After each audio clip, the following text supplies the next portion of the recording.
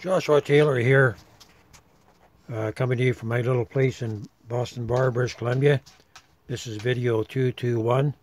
You just listened to a bit on Lisa Haven speak about the 6-week countdown to when we're going to have to see the after effects of this lockdown, job losses, and all that kick in. And so I'd just like to encourage you. So this week I'm just finishing off this work on this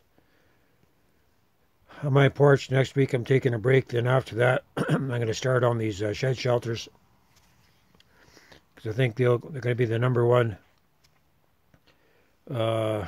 priority for those of you that are prepping. So I'm going to get right into that and start making the second prototype. And once I get my plate offloaded here, and I looked at a lot of different prototypes over the years, and one thing that you need something that's made from conventional material, and two, you need something that's portable, where the pieces could be broken down and put onto a transport or a trailer or whatever, and shipped to the site, and then put together. And three, the flexibility of the shed shelters allow you to have a workshop or convert it into a full cabin. So in about 10 days time I'll be able to get on this. I might do some preliminary work on that, and give you an estimate on the material that's going to take to make roughly a 16, probably finish off between a 14 and a 16 wide on the inside, and so we'll say 16 by 24 living space, overall 16 by 32. So I could give you the material specs that's going to be needed just to make the cover. That's just the trusses and the purlins, and I think on the second prototype I'm going to include a 16-inch foundation wall, the same way that I did the foundation walls on this porch here. That way it's off the ground. You got a solid support, and with a jack in each corner. You probably need about 4 jacks per side. You can level it to the ground, right? So that's going to be the first thing. So once I get the material list to you guys, please go to the lumberyard and purchase your material, get it on site, get it stored away, and get the tools that you're going to need for it. You definitely need an air compressor, because you want to prime everything out. You need air to run your air tools, and your basic hand tools, like you're going to need a good router bits, jigsaw, chop saw, skill saw, level, good levels. You want to get a 4-foot level and 2-foot level. So you need your basic stuff. So just getting this out there, I know when the crisis kicks in, and that it's going to be dramatic, and hopefully by that time I'm going to try to be ready to come to the United States if the doors open for that, right? Once, if they open up the borders.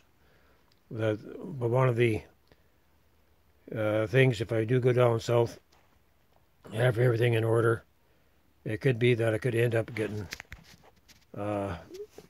locked down somewhere down there, but that'd be okay, because I'll be busy helping making a camp, or scouting out the land, or doing something. I know the Lord will use me, and I just have to get this place ready, so when I come back, whenever that time is, that it's I don't have to worry about finishing everything off. I can just fire up the stove and be ready to go. So it's looking like toward the end of July, first part of August. So I'd like to get out of here. I really need to seek the Lord's will. You intercessors out there, please pray for me concerning the perfect will of the Father. I don't want to get sidetracked. I want to be about about and doing the work that the Lord has called me to be. And one of the big things in establishing community is not building the community. You know, that as long as you have the people and you got the plan, you can do it. One of the biggest things is keeping pride out of the camp, because pride will take down a camp, a Goshen camp, faster than anything else.